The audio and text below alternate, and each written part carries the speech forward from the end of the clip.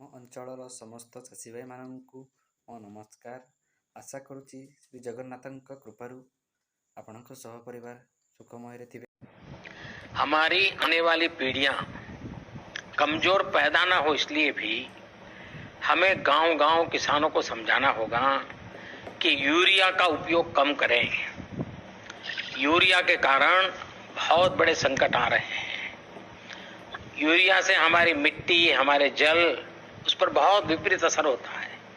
और इसलिए पल्लवी जी, आप जैसे प्रधान गांव वालों को समझाए कि भाई अब गांव में पहले अगर 10 थैली आता था यूरिया तो अब 5 थैली आएगा, पहले 100 थैली आता था तो 50 थैली आएगा, हम आधा कर देंगे। आप देखिए पैसा भी बचेगा और ये हमारी धरती माता भी बचेगी। तो मैं चाहूंगा कि जब पंजाब के किसानों से बात हो रही है और पल्लवी जैसे प्रधान से बात हो रही है तो मुझे पक्का विश्वास है कि आप ये काम करोगे और मेरी तरफ से आपको बहुत बधाई, बहुत शुभकामनाएं।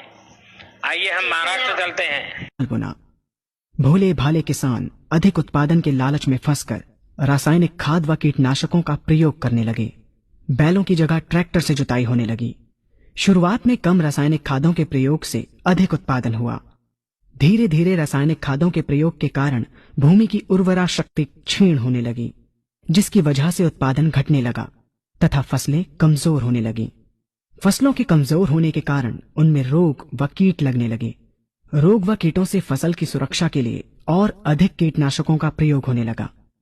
एक तरफ ज्यादा उत्पादन के लिए अधिक रासायनिक खादों का प्रयोग होने लगा, वहीं दूसरी तरफ फसलों को रोग व कीटों से बचाने के लिए अधिक विषाक्त कीटनाशकों का प्रयोग बढ़ गया, जिसके कारण उत्पादन लागत बढ़ी और किसान को लाभ कम होने लगा, बल्कि छोटे किसान कर्ज में डूबने लगे।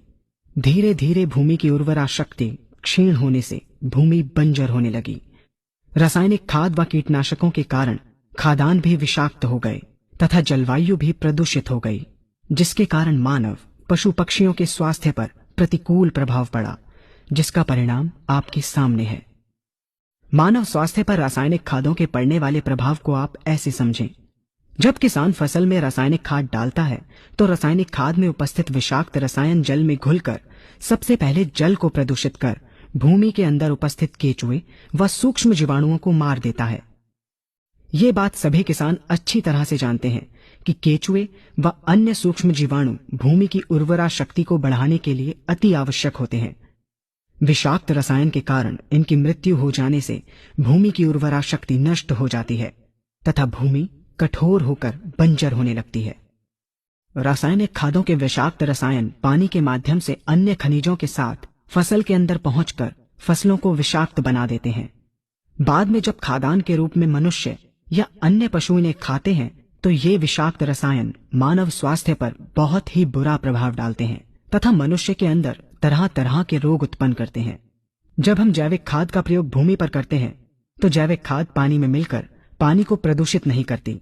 जैविक खाद भूमि के अंदर उपस्थित उर्वरा शक्ति को बढ़ाने वाले जीवाणु तथा केचुओं की संख्या को तीव्रता से बढ़ाती है, जिससे भूमि की उर्वरा शक्ति बढ़ती है तथा भूमि छिद्र युक्त एवं भुरभुरी हो जाती है, जिससे वायु और प्रकाश भूमि के अंदर गहराई तक प्रवेश करते हैं, जिसके कारण भूमि में तापमान एवं आर्द्रता का संतुलन बना रहता है और फसलें मजबूत होती हैं।